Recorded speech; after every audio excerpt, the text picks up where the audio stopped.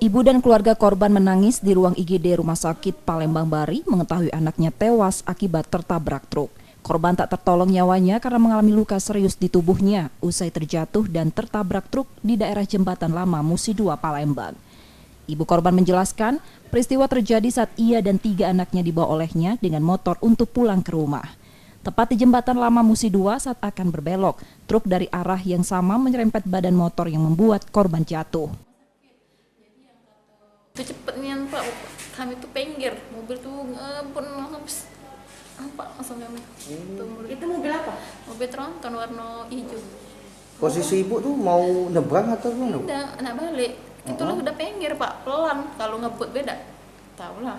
Sama satu alur sama mobil. Nah, Dari ini mana Jembatan mana? Lama, nak balik. Dari mana? Dari nak ke rumah adek. Dari Nak balik Jadi posisi anak kita dibonceng di di belakang. belakang. Korban yang jatuh kemudian ditolong warga, sebagian lagi menghentikan laju truk dan diserahkan pada Pos Lantas Polrestabes Palembang. Untuk korban lukanya di paha kanan luka robek, untuk perut, dada, lecet, tulang rusuknya patah, sehingga meninggal dunia. Bu, hingga kini sopir udah diamankan berarti Bu? Ya, untuk sopir sudah kita ambil keterangan untuk di BAP, begitu juga dengan saksi-saksi di lapangan.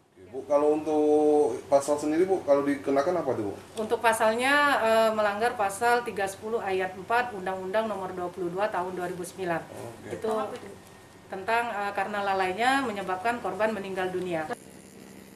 Polisi sudah memeriksa saksi dan keterangan pengemudi truk yang kemudian dijadikan tersangka dalam peristiwa itu. Yudhiki Suwanto, Kompas TV, Palembang.